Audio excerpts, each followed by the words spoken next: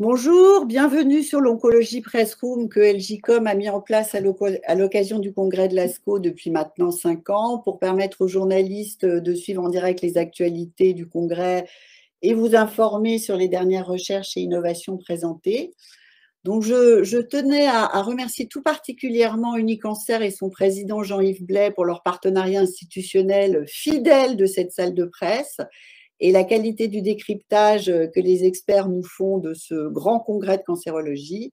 Je remercie également nos partenaires industriels et laboratoires AstraZeneca, BMS et MSD qui nous ont accompagnés pour créer cette press room.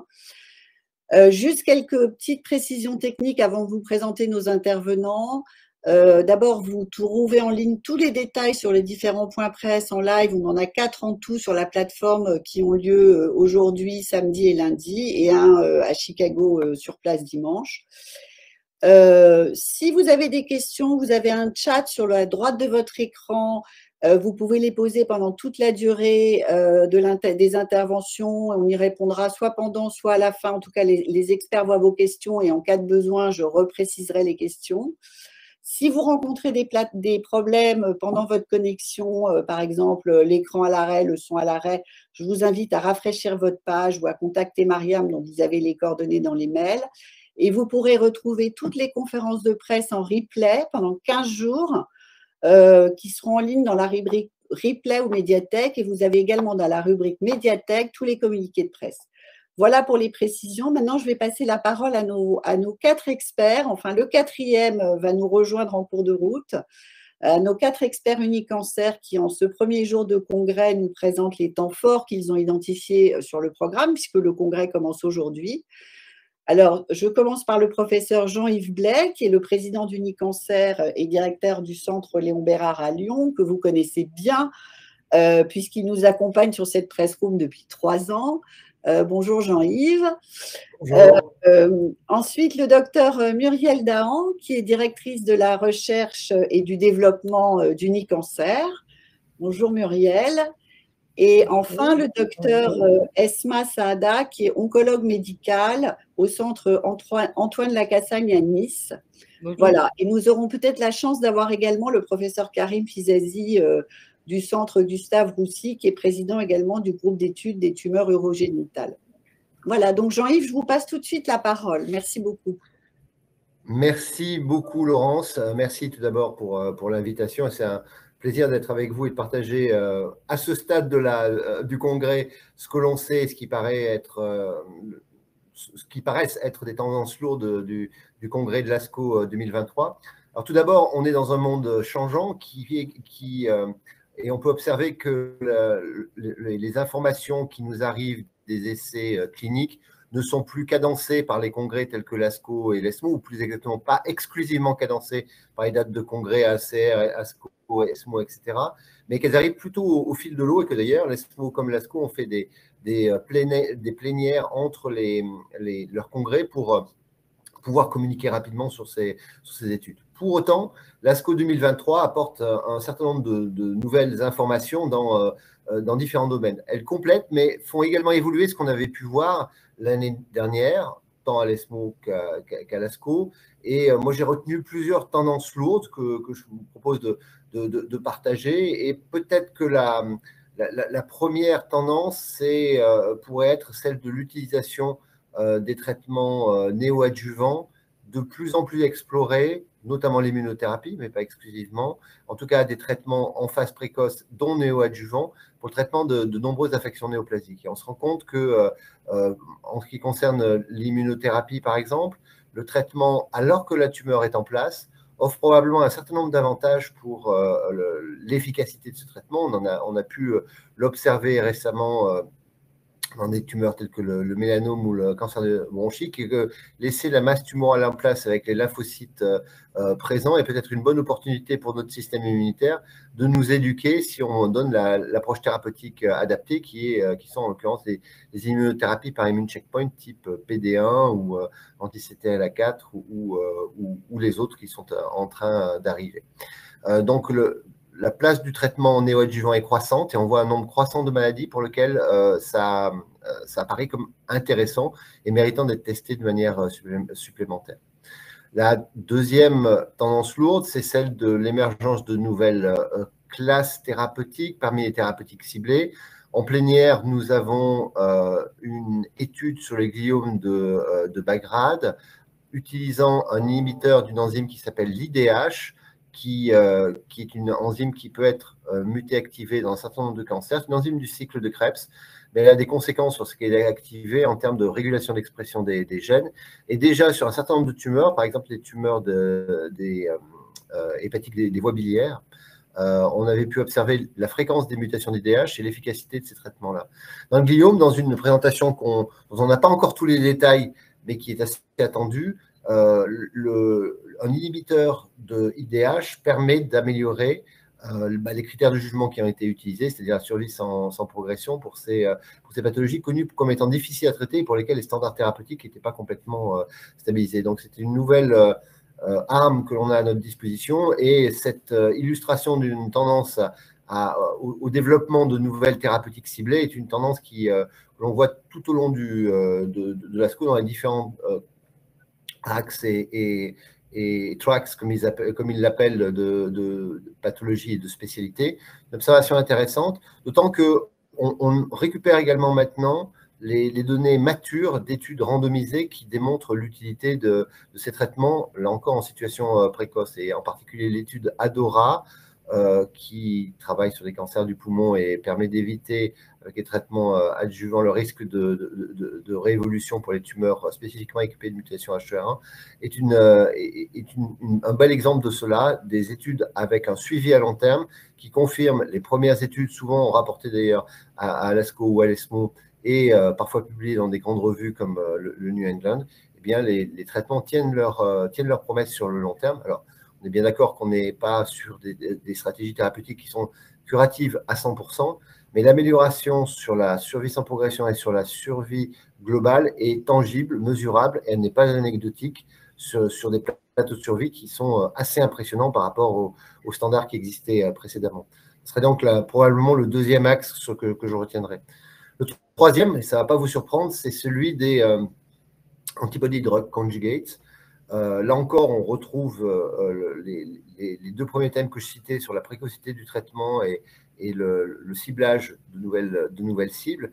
Mais on peut observer que les observations initiales de bénéfices semblent confirmées avec un suivi à plus long terme. On a de nouvelles classes d'ADC qui émergent, notamment dirigées contre d'autres membres de la famille HER. HER3, c'est particulièrement intéressant. Et puis, même des molécules qui ne sont pas forcément des molécules de signalisation, mais qui sont exprimées à la surface de la cellule, comme certaines molécules d'adhésion qui s'appellent les claudines pour les tumeurs de l'appareil digestif. Ce que l'on retient de cela, c'est qu'on est sur les ADC, sur des traitements que je qualifierais un peu d'hybrides, c'est-à-dire qu'on exploite la surexpression par les cellules tumorales à leur surface d'antigènes qui leur permettent d'être reconnus par cet ADC, et des traitements cytotoxiques couplés à l'anticorps que l'on peut délivrer au bon endroit et ainsi obtenir une efficacité avec un effet différentiel par rapport aux cellules normales qui est beaucoup plus important. On achemine en quelque sorte le médicament qui va tuer la cellule à la cellule tumorale elle-même, et puis elle va l'internaliser et mourir du fait de l'exposition à ce traitement, ce qui évidemment épargne les cellules normales potentiellement et améliore un effet différentiel. Mais là aussi, il n'y a jamais de 100% en biologie ni en médecine, et quand même, les effets secondaires de ces traitements ne sont pas zéro, car certains nombres de cellules normales expriment ces mêmes antigènes, et ça va donner lieu à des effets secondaires de ces ADC qui ne sont pas dénués de toxicité et qui utilisent en fait des principes actifs qui sont ceux des chimiothérapies, ceux des chimiothérapies cytotoxiques. Donc, traitement néoadjuvant, nouvelles thérapeutiques ciblées et confirmation de l'efficacité sur le long terme de thérapeutiques ciblées à titre curatif, émergence de nouveaux traitements et de nouvelles classes de traitements avec ces ADC. On pourrait rajouter ici d'autres axes thématiques, mais je vais laisser mes collègues en parler et illustrer à travers les études choisies un certain nombre d'avancées importantes qui vont être rapporter dans les prochains jours. Les thèmes de l'immunothérapie sont largement développés avec de nouvelles stratégies d'immunothérapie. Le thème de suivi des patients par la mesure de l'ADN tumoral circulant et du diagnostic moléculaire que l'on peut y faire est également un thème assez récurrent dans les présentations qui ont eu lieu. Et puis enfin, l'attention donnée aux soins de support et à la prise en charge des patients au-delà du traitement spécifique de cancer. Également un fil rouge que l'on note dans plusieurs axes thématiques de cette ASCO 2023. Donc, si on fait la synthèse, on voit que l'ASCO 2023 apporte un lot important de nouvelles informations et davantage dans la continuité de ce qui existait précédemment avec la modification des moyens de transmission de l'information des études qui est désormais plus précoce et une fois de plus apporte des informations transformantes et des changements thérapeutiques majeurs au service des patients que l'on attend très largement depuis longtemps. Je pense aux tumeurs gastro-intestinales, je pense également aux tumeurs gliales. Et puis, Esma et Muriel vont vous parler de plusieurs modèles dans lesquels les stratégies thérapeutiques en phase locale et en phase diffuse de la maladie néoplasique sont en train d'être transformées. Muriel, est-ce que tu peux partager avec nous les études que tu as plus particulièrement retenues et que tu vas aller voir? Bien sûr, merci Jean-Yves. Donc, juste pour rappel, on est Unicancer, un réseau avec de la recherche qui se fait dans chaque centre et également une recherche centralisée à Unicancer dont je dirige donc l'équipe. Et cette année à l'ASCO, il y a un lot important d'études que nous avons menées à Unicancer R&D, recherche et développement, pour donc faire avancer ces différentes voies thérapeutiques que tu viens d'évoquer, Jean-Yves. Et puis, il y a aussi beaucoup qui sont menées dans les centres et bien sûr en collaboration avec les CHU, avec d'autres types d'établissements de santé, aussi bien au niveau national qu'international. Alors du coup, juste pour mettre un peu en lumière le travail qui est fait par les équipes françaises qui gardent une place très importante et reconnue en cancérologie et en particulier dans la recherche.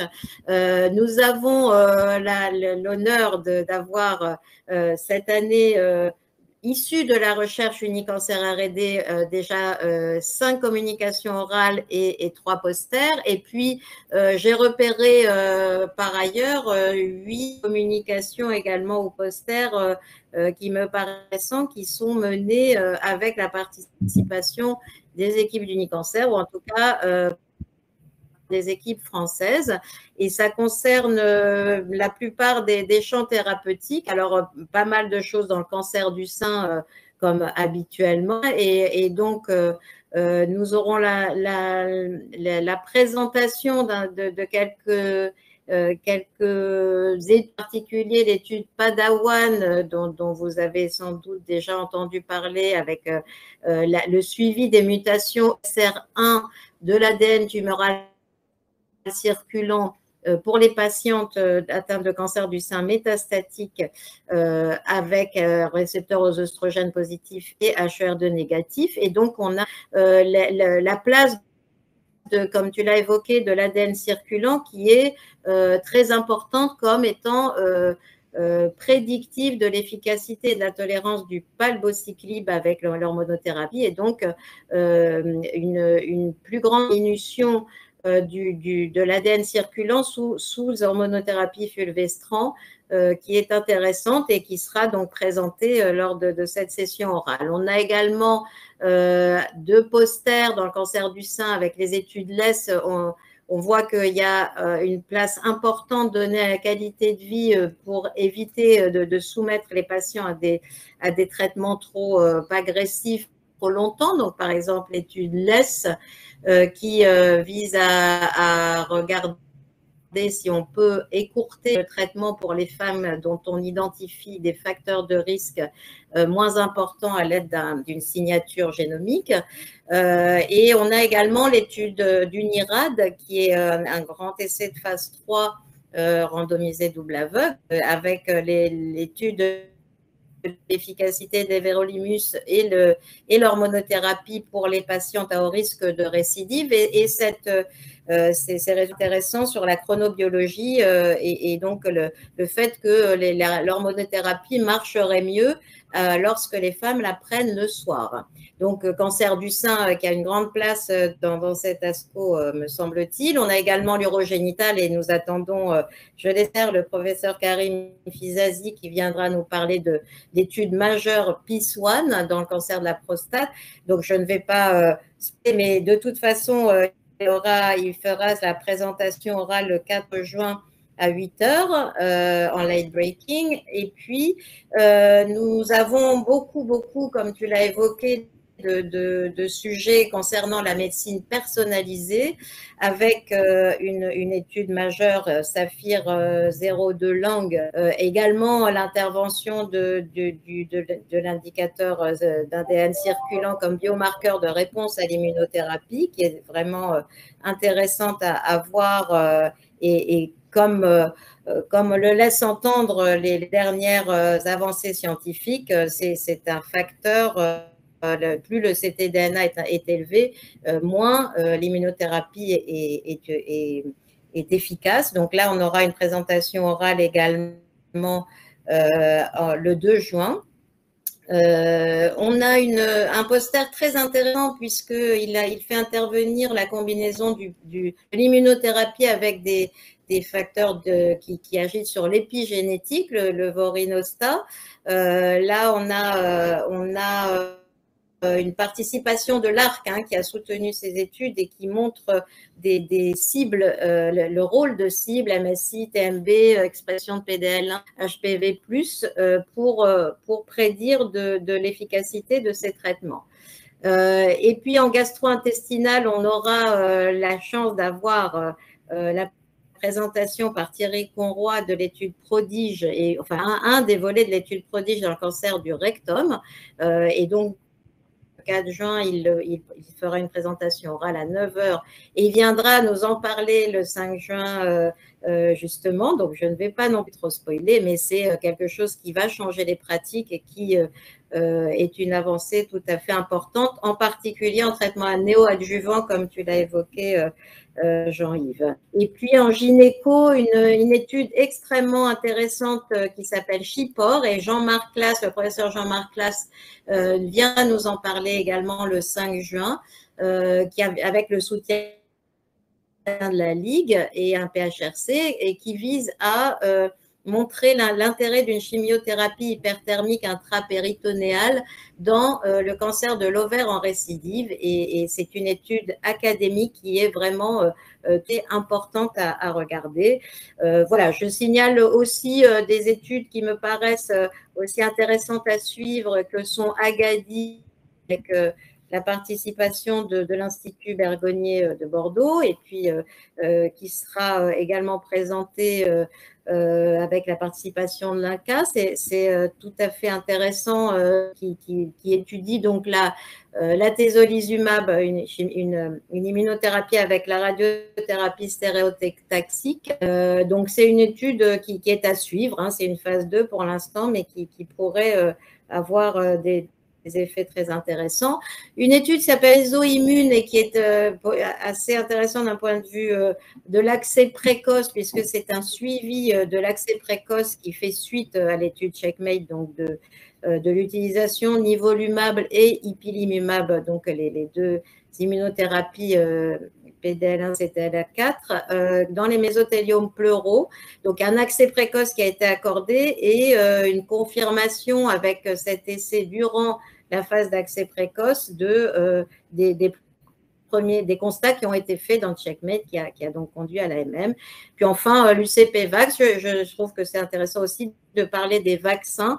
Alors, il y a sans doute ce qu'on appelle les vaccins thérapeutiques, HPV ou même ARN messager qui devraient être évoqués, mais là, il s'agit d'un vaccin anti-télomérase pour le glioblastome, et c'est intéressant, ça a été de phase 2 dont il faudra suivre aussi les résultats. Voilà un panorama assez centré sur nos équipes françaises, et on voit qu'elles sont actives et qu'elles sont tout à fait motrices aussi dans la découverte de nouvelles voies thérapeutiques. Merci beaucoup, Muriel. Donc, effectivement, c'est une focale sur les études françaises, mais on voit qu'elles sont particulièrement transformantes et surtout qu'elles illustrent assez bien les grands axes thématiques de cet ASCO 2023. Je retiens l'ADN tumoral circulant, l'utilisation des thérapeutiques, de toutes les thérapeutiques et leur analyse sur un mode à la phase loco-régionale, car il y a beaucoup à gagner encore à ce stade. Alors, les informations sont multiples dans les différents axes. Ce qui m'a frappé un peu, et je voulais poser la question à Esma, ce qui m'a frappé un peu en regardant les différents axes, c'est qu'on voit peut-être un peu plus d'études de phase 2 qu'il y a quelques années.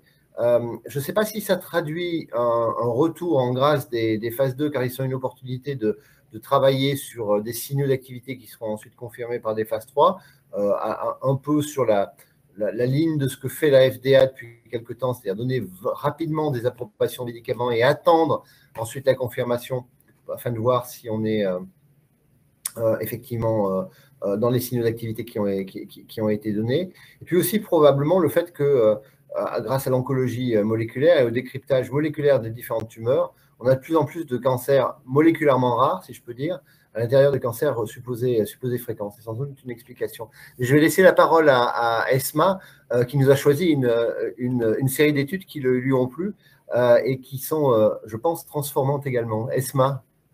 Bonjour à tous, merci pour me convier régulièrement à cette réunion. Alors, moi, il y a toujours un côté un peu subjectif dans ce qu'on choisit, surtout que c'est une première lecture. Moi, j'ai retenu, en plus de ce qui vient d'être cité, plusieurs études dans mes domaines de prédilection, notamment l'ORL et le sarcome.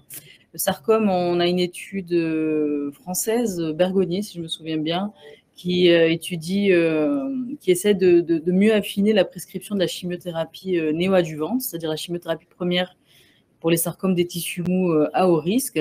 Alors, c'est une option pour laquelle il y a de plus en plus d'arguments dans la littérature, mais qui n'est pas formellement tranchée. Puis on sait qu'il y a pas mal de patients qui n'en bénéficieront pas alors que c'est un traitement qui est toxique. Et donc là, ce qu'ils font, c'est l'utilisation d'un outil d'intelligence artificielle pour essayer d'identifier sur la biopsie diagnostique des éléments morphologiques qui permettraient d'identifier, de reconnaître les patients qui bénéficieraient de la chimiothérapie, c'est-à-dire qui ont une réponse importante, y compris les réponses complètes, des autres patients, pour éviter un traitement toxique et inutile. Alors, c'est très peu détaillé dans le résultat, donc je serai attentive à la présentation détaillée. Et c'est vrai, ça fait partie des approches aussi sur l'affinement, la personnalisation des traitements, y compris des chimiothérapies les plus conventionnelles. Dans la partie sarcome, je me suis aussi intéressée à l'abstract 11503, qui, lui, s'attache à une entité particulière, c'est les angiosarcomes, qui sont des entités rares au sein de cette pathologie rare, qui sont les sarcomes. Et là, on s'attache à une population qui a déjà été pré-traitée par de la chimiothérapie, les taxanes, qui sont efficaces, mais qui ne guérissent pas la maladie. La maladie finit par évoluer.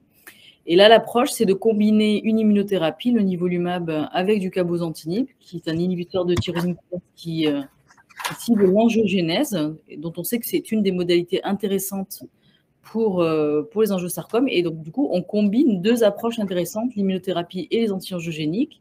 Et sur une petite étude, donc 18 patients, mais 18 patients, c'est significatif pour cette tumeur rare, on a 13 réponses objectives sur 18, ce qui est loin d'être anodin, 72%. Donc, ce sera une affaire à suivre.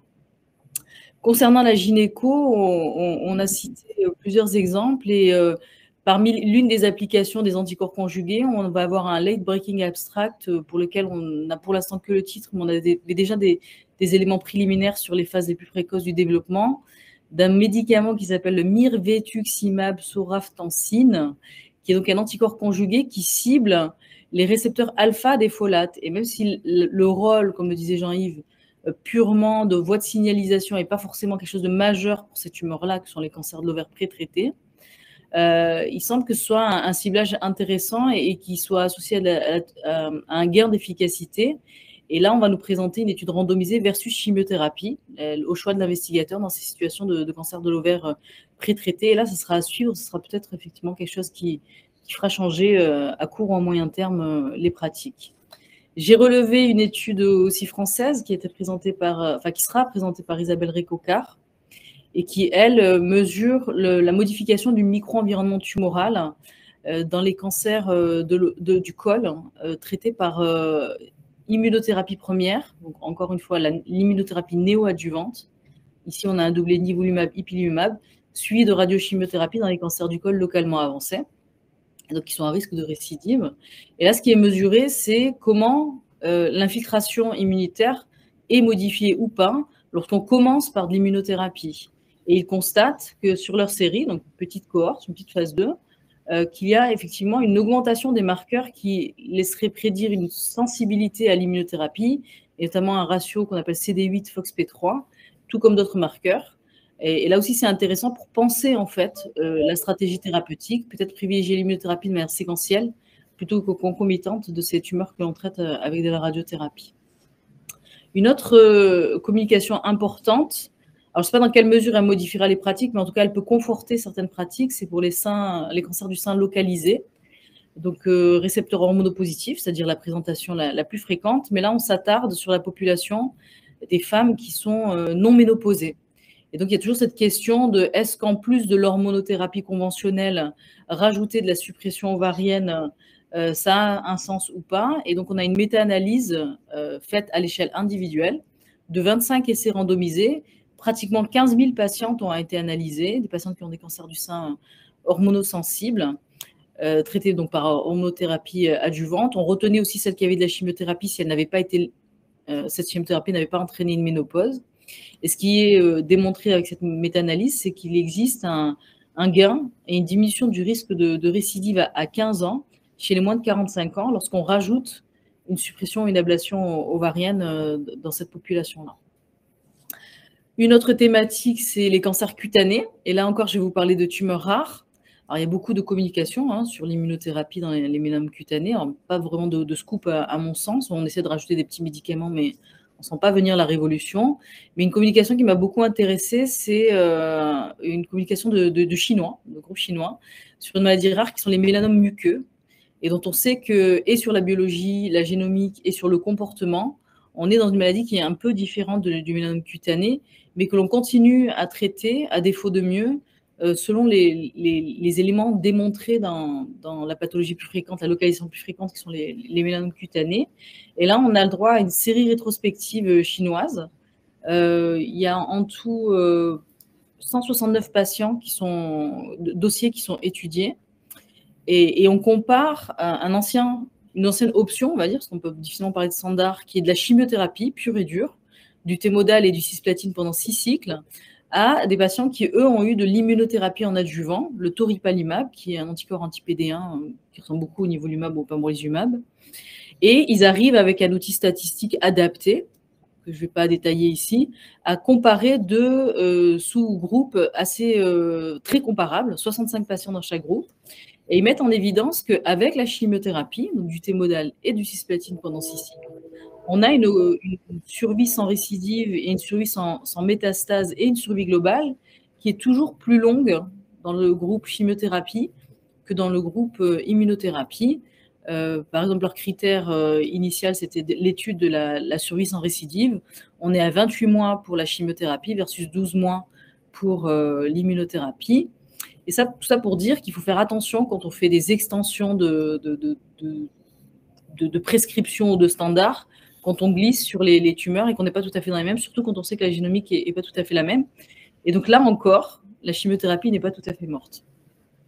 En neuro-oncologie, on vous a parlé des anti-IDH1.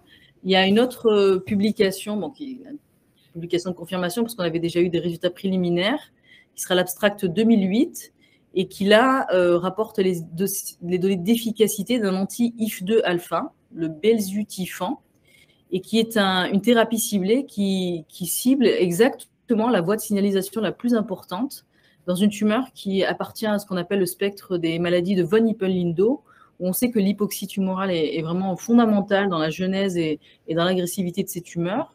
Et là, ce qui est étudié, c'est une de ces tumeurs de ce spectre, qui sont les hémangioblastomes du système nerveux central.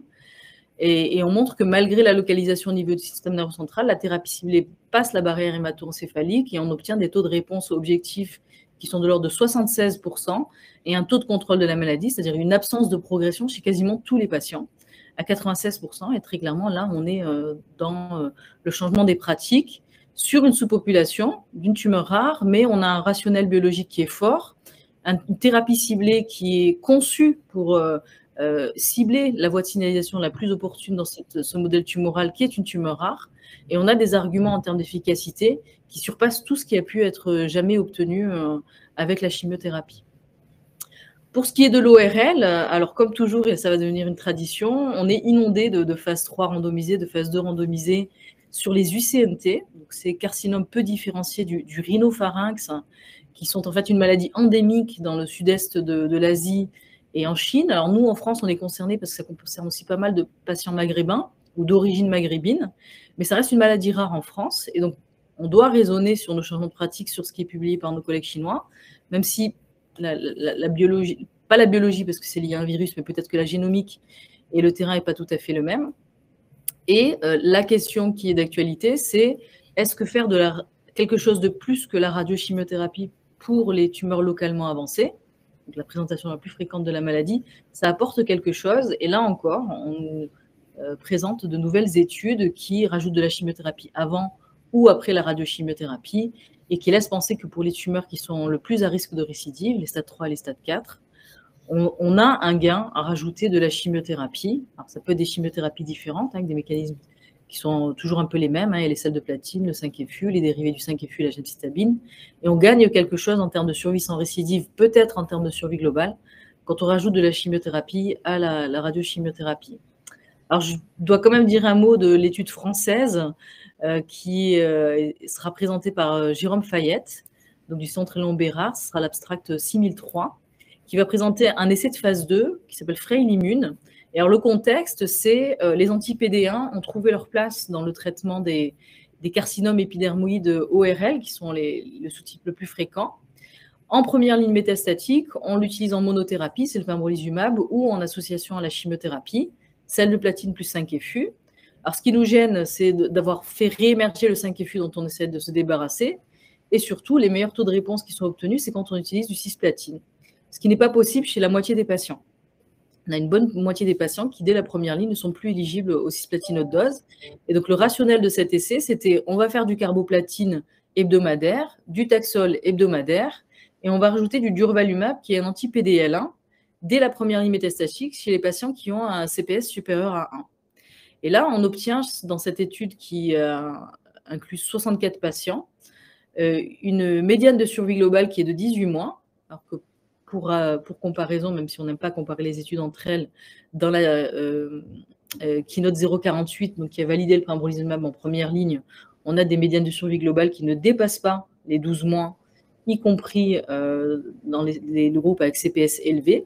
Et on a taux de survie globale à 2 ans qui est de 45%. Alors, il faudra analyser dans le détail cette population. Est-ce qu'on est vraiment dans des patients très fragiles ou est-ce qu'on était que dans des patients contre-indiqués au cisplatine mais qui par ailleurs étaient en parfait état général, qui pourrait aussi expliquer ce résultat qui est très bon, mais qui pourra difficilement être étendu sans être confirmé par ailleurs. Voilà, après, il y avait d'autres présentations dans le groupe un peu plus développemental, avec des nouvelles molécules dont je ne vais pas parler ici parce qu'on est très très loin de passer à l'application chez l'homme, sauf peut-être une confirmation sur le fait que c'est important de cibler RET quand on identifie les mutations ponctuelles ou les gènes de fusion, même si elles sont rares, avec une étude chinoise qui rapporte un nouvel inhibiteur qui s'appelle le KL590586, 69 patients pré-traités, lourdement pré-traités, et on a un taux de réponse objectif qui est de 69%, un taux de contrôle de la maladie, c'est-à-dire une absence de progression de 91%, qui est tout simplement excellent, et avec un profil de tolérance qui est très bon. Alors, on a la charge mutationnelle qui essaie de revenir sur le devant de la scène. Vous savez peut-être que c'est un marqueur qui est validé aux États-Unis pour la prescription des anti-PD1, quelle que soit la tumeur. En France et en Europe, on n'y est toujours pas, sauf si j'ai raté une information et Jean-Yves pourra me contredire. On a une série de 8000 patients qui va être présentée dans la session développementale. 24 cancers différents pour lesquels on a les données de charge mutationnelle, donc c'est le test FMI. Et donc, pour ces patients qui ont tous eu le même test avec des tumeurs différentes, on semble quand même voir que les patients qui ont une charge mutationnelle élevée, ils ont une survie globale plus longue quand ils ont été traités avec un checkpoint inhibiteur qui cible PD1 ou PDL1. Et enfin, je vais finir avec cette présentation-là, qui sera l'abstract 3003, qui est en fait une petite molécule qui s'appelle le pexitasiamine, qui s'appuie sur les différences de pH entre les différents tissus tumoral, péritumoral, tissu sain, et qui en fait permet de mieux voir la maladie résiduelle au niveau du péritoine, ce qui est un enjeu pour le traitement de certaines pathologies, notamment les cancers de l'ovaire, qui sont le plus souvent localement avancés au niveau du péritoine. Et le scanner, qui est notre outil d'imagerie de référence, est limité pour bien mesurer la maladie microscopique ou pas trop grosse, en tout cas, pas macroscopique au niveau de cet organe qu'est le péritoine. Et donc, rajouter de la pexitasiamine au scanner, ça permet de mieux mesurer la maladie résiduelle au niveau péritonéal après chirurgie cytoréductrice. Et ça, c'est un outil qui pourrait, s'il est confirmé, être implémenté au niveau de la stratégie thérapeutique des patientes que l'on veut opérer. Voilà, alors il y a beaucoup d'autres présentations, mais sur ma première lecture, c'est les points sur lesquels je voulais m'attarder. Merci beaucoup, Esma, de cette revue assez exhaustive. Et comme tu le dis, en fait, il y a beaucoup de richesses dans un certain nombre d'axes qu'on ne peut pas couvrir là, et puis on va attendre de les voir, surtout pour certaines d'entre elles qu'on n'a pas encore complètement vues. Est-ce que vous avez des questions à ce stade de la présentation? J'ai essayé de joindre Karim, mais j'ai l'impression qu'il est coincé dans sa réunion et qu'il ne peut pas pour l'instant nous rejoindre. Si Karim, tu es là, n'hésite pas à lever le doigt et dire que si tu es là. Mais je voulais inviter notre auditoire à poser des questions si vous le souhaitiez. Je ne vois pas de questions dans le chat. J'espère que mon chat est à jour. Oui, ça a l'air d'être... Il y a une question sur l'essai Nathalie, je ne sais pas si... Je t'écoute, Muriel. Non, il y a une question sur Nathalie, je vois ça sur le chat, je ne sais pas si vous le voyez aussi. Nathalie, l'étude adjuvante. Oui, oui, c'est effectivement… oui, voilà, ribociclib. Ouais. Oui, c'est ça.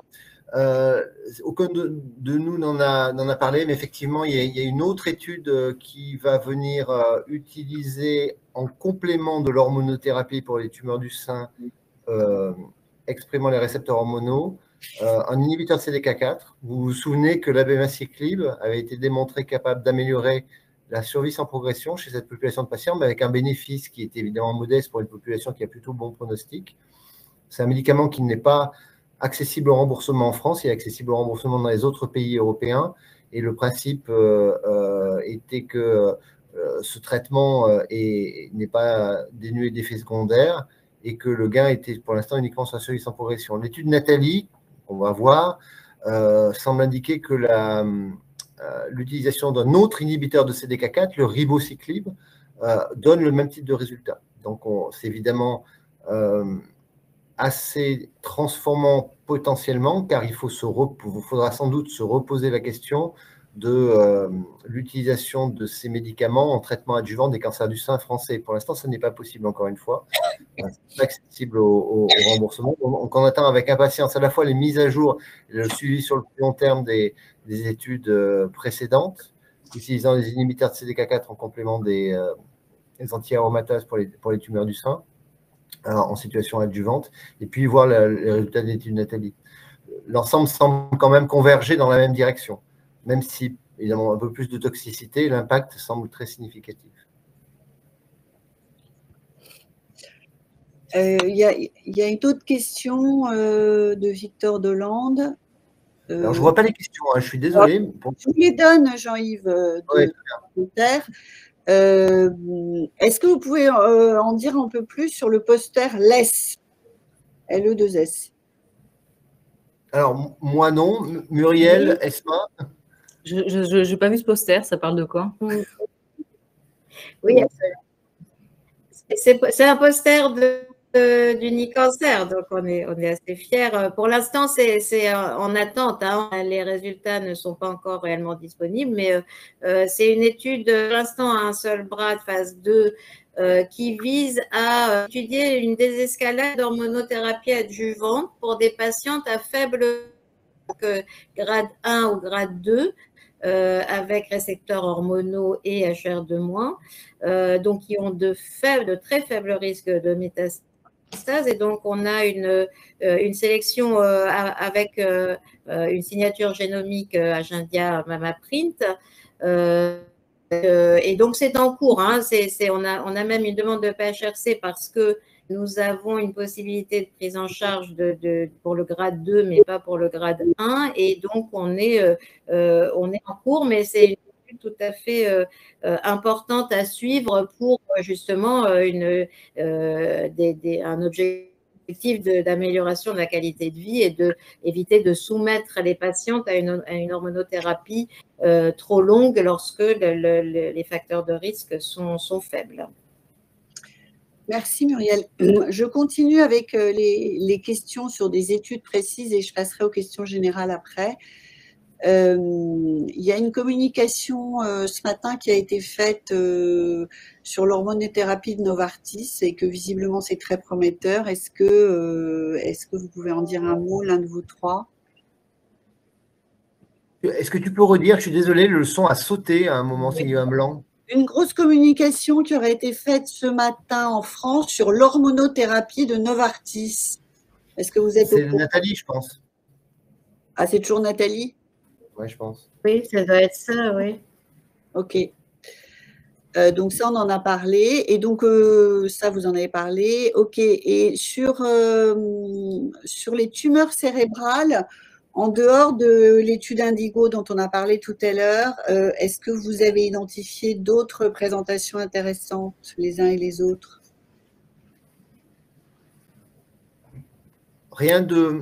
Pour ma part, rien de transformant, par rapport au standard. Je ne sais pas, Muriel, Esma, si vous avez des choses à rajouter sur ce thème. Non, j'ai pas. Non. Non, moi, je n'ai pas eu d'autres, mais peut-être le 5, on aura plus de choses. Alors, une question très générale de l'AFP qui s'excuse parce qu'il ou elle est arrivé en retard, mais est-ce qu'il y a des... Mais vous en avez parlé un petit peu les uns et les autres, mais peut-être un petit résumé sur les présentations qui peuvent a priori changer à très court terme certaines pratiques cliniques en profondeur vraiment. Bon, il y en a beaucoup d'abord. Tout le contenu des plénières, les trois présentations plénières telles qu'elles sont annoncées changent les pratiques, en tout cas confortent les pratiques et pour certaines introduisent de nouvelles pratiques. Pour que ce soit très rapide, il faut que le médicament soit accessible. Donc, ça sera un des enjeux dans les prochains mois des autorisations par les autorités européennes et nationales. En tout cas, peut-être que ce que l'on peut dire, c'est que les observations qui ont été faites préliminaires sur l'utilité, par exemple, des anti-HER1 en situation adjuvante dans l'étude ADORA, des traitements type ADC pour les tumeurs du sein et l'émergence de nouveaux traitements anti-ADC pour les tumeurs du sein qui n'expriment pas HER2. Ça c'est potentiellement des ouvertures assez rapides avec la même contrainte qui est celle de l'approbation par les autorités européennes et nationales, évidemment. Donc, pour répondre à la question de manière générale, il y a beaucoup d'études potentiellement changeant les pratiques, oui, cette année à l'ASCO, mais je dirais un peu comme chaque ASCO, chaque ESMO et chaque mois de publication ces dernières années. J'ai une question aussi sur les stratégies de dépistage précoce avec des biomarqueurs circulants. Est-ce qu'il y a du... Oui, ça c'est un des sujets sur lesquels qu'on a évoqué brièvement, mais qui effectivement, le biomarqueur circulant, c'est très large. C'est le ctDNA probablement qui est le sujet de l'attention principale. Effectivement, il y a plusieurs études qui montrent que le suivi du ctDNA est un élément informatif pour le suivi le risque de progression, voire de décès ultérieur. Donc, c'est un élément important de suivi. Ça n'est pas le marqueur tumoral idéal. D'ailleurs, je ne suis pas sûr qu'un marqueur tumoral idéal existe, mais en tout cas, on conforte le positionnement de la mesure du ctDNA comme un outil potentiellement très valide pour le suivi des patients, et on peut légitimement penser que ça sera peut-être un outil un marqueur de substitution dans un futur assez proche pour plusieurs pathologies. Ce marqueur de substitution, je veux dire par là, dans des études cliniques, on essaie d'avoir des critères de jugement précoce pour définir l'efficacité d'un traitement avant d'avoir la survie globale qui arrivera évidemment des années après. Il est possible que le ctDNA soit un tel marqueur. Plusieurs études qui ont été évoquées au cours de cette conférence de presse le suggèrent. Je voudrais peut-être en rajouter une sur une tumeur dont je m'occupe plus particulièrement, qui sont les tumeurs stromales gastro-intestinales. Une étude randomisée qui va sortir sur la base de plusieurs présentations déjà faites à l'ESMO et qui ressortent cette année. Une étude randomisée qui va baser la sélection du traitement suivant sur la détection des mutations de résistance sur l'ADN tumoral circulant. Ça, c'est une vraie, si l'étude est positive, et elle a, à mon sens, de fortes chances d'être positive au vu des données rétrospectives qui ont été collectées. Si elle est positive, ça positionne cet outil comme non seulement un standard de prise en charge, mais un critère de décision central pour le choix du traitement ultérieur, lorsqu'on a un panel de choix possible. Donc, on va dans cette direction très clairement, oui. Merci. Sur les carcinomes ORL que vous avez évoqués, Esma, dans les populations asiatiques et maghrébines, est-ce qu'elles sont uniquement liées à l'HPV? C'est pas l'HPV, j'ai du mal à m'exprimer, c'est l'EBV. D'accord. Les carcinomes différenciés du rhinopharynx, c'est l'EBV. Et l'EBV, qu'est-ce que c'est? Excusez-moi. Mais... L'EBV, c'est le virus Epstein-Barr, donc ça fait partie des virus qui peuvent donner des cancers. Ça peut donner certaines hémopathies, rarement. Ça peut donner des UCNT, donc des carcinomes indifférenciés du rhinopharynx, notamment en Asie du Sud-Est. Donc, comme toujours, hein, quand un virus donne un cancer, c'est un des facteurs, et puis il y a d'autres facteurs qui viennent se rajouter qui font qu'on finit par avoir une cellule cancéreuse. Ça peut donner aussi la mononucléose infectieuse de manière beaucoup plus classique, en fait. Et donc, le plus souvent, c'est un virus qui ne donne pas quelque chose de grave, mais chez certains patients, certaines personnes, et en présence d'autres cofacteurs, ça peut donner des cancers. D'accord, merci beaucoup. Est-ce que vous voyez autre chose à rajouter ou est-ce qu'on a encore des questions? Il reste une petite dizaine de minutes si jamais vous avez des questions. C'est pas une question. Je ne sais pas comme Karim Pizazi n'est pas venu. Bah oui. Voilà. C'est pas une question qui a été évoquée, mais je voulais peut-être qu'on reparle du concept de thérapie agnostique, qui est un concept qui a été largement discuté au cours des 2 ou 3 années précédentes. L'idée de base étant celle que des tumeurs complètement différentes qui partagent la même altération moléculaire, par exemple une mutation d'un gène de récepteur de facteur de croissance ou une translocation impliquant un facteur de croissance, vont pouvoir avoir exactement la même réponse ou un traitement bloquant ce facteur de croissance. L'idée, c'est qu'on ne regarde plus le type histologique, on regarde juste les mutations pour guider le traitement. Et plusieurs inhibiteurs tels que BRAF, inhibiteurs de BRAF, inhibiteurs de NTRK, inhibiteurs de RET, inhibiteurs de ALK, de ROS, ont été identifiés comme ça. C'est chaque fois des pathologies très rares à l'intérieur de pathologies plus fréquentes, typiquement les cancers bronchiques, les sarcomes, les cancers du sein, les cancers de la gynéco, digestifs, etc. Ce qu'apportent les ADC, potentiellement, et il y a plusieurs papiers qui indiquent ça dans la présentation, dans les présentations et dans différents axes, c'est qu'on est potentiellement sur ce type de modèle avec des ADC dirigés contre des cibles exprimées à la surface de cellules tumorales très différentes. Par exemple, lorsque HER3 est démontré actif pour le traitement de cancer du sein, HER2 négatif mais exprimant HER3, et que des signaux d'activité sont également observés sur les tumeurs digestives et sur d'autres tumeurs exprimant HER3, on se rend compte que le concept de traitement agnostique, quel que soit le type histologique, mais basé sur le niveau d'expression de la cible reconnue par l'anticorps chargé par un cytotoxique, est bien un concept qui risque de se diffuser assez largement. Alors ça, c'est un gros challenge pour nos autorités d'évaluation parce que c'est une manière complètement différente de juger de l'efficacité des produits. C'est-à-dire comment fait-on une étude randomisée lorsqu'on mélange des poumons, des seins, des tumeurs très différentes. C'est quoi le bras contrôle? C'est un enjeu vraiment compliqué, cette question des traitements agnostiques. Et quelque chose qui est sûr, c'est que les vieilles méthodes des années du XXe siècle ne marcheront plus pour évaluer ces traitements. Si on veut avoir une évaluation de ces médicaments appropriés à l'évolution des connaissances scientifiques, il va falloir de nouvelles méthodes statistiques. Les essais randomisés ne vont pas pouvoir être réalisés systématiquement. Parfois, ils le pourront, mais pas systématiquement. Et il y a sur ces thérapeutiques agnostiques un risque potentiel que, si on ne révise pas nos manières de juger, que les patients porteurs de maladies très rares ne puissent avoir accès au traitement, tout simplement parce que les études ne suivent pas les recommandations méthodologiques que l'on applique bien logiquement pour les cancers plus fréquents. Donc c'est un enjeu important, pas seulement pour la France, mais pour nous tous, en Europe, et puis même, je pense, plus largement, même si les États-Unis ont un système un peu différent. Mais on va avoir besoin de changer notre manière de regarder ces études et de définir des critères d'efficacité et d'utilité différents. Et je crois que les ADC vont accélérer le processus parce qu'il y en a beaucoup.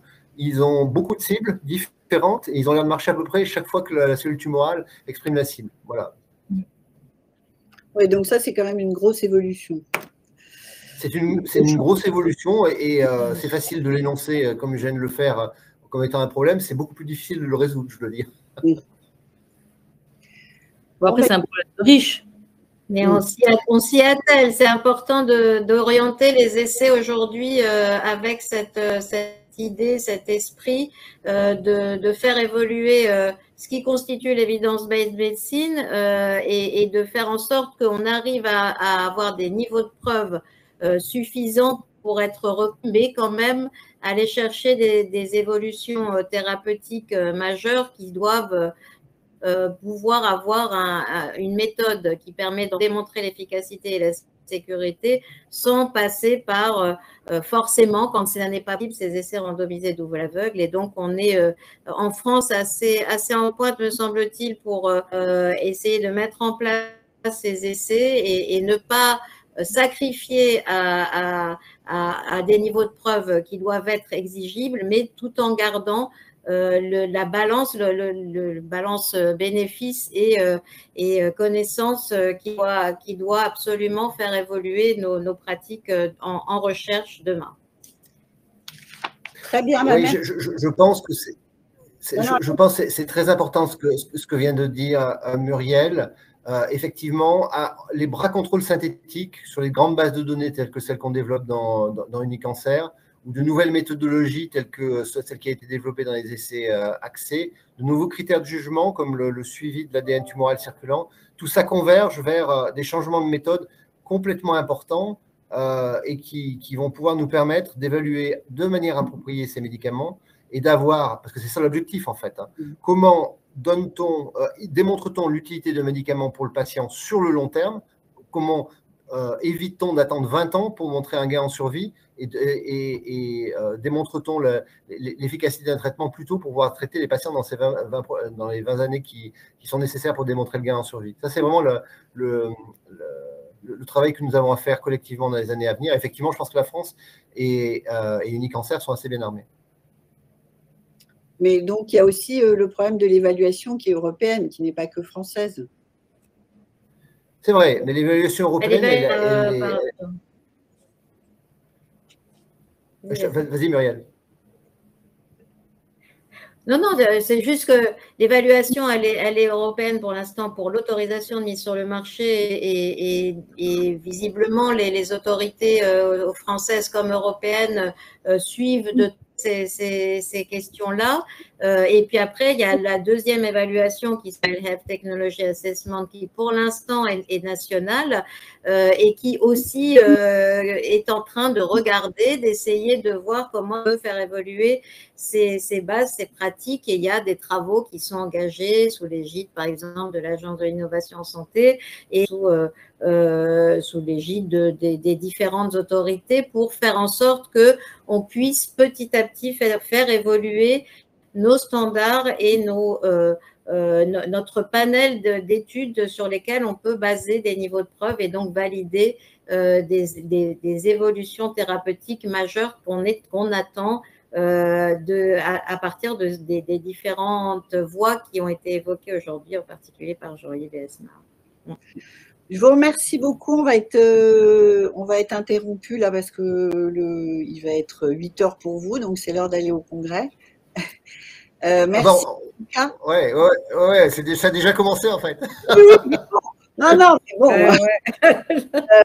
Nous, on se retrouve. Merci beaucoup Jean-Yves, merci beaucoup Muriel, merci Esma.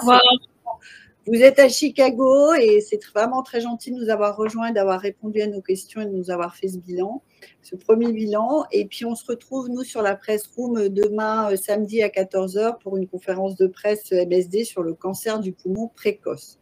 Voilà, et puis nous, on aura l'occasion de se revoir lundi. Comme ça, vous aurez plein de choses à nous raconter lundi. Au revoir. Merci beaucoup. À bientôt. Au revoir. Rendez-vous lundi pour de nouvelles informations. Exactement, à lundi. Merci beaucoup et merci à tous les journalistes. Au revoir. Au revoir.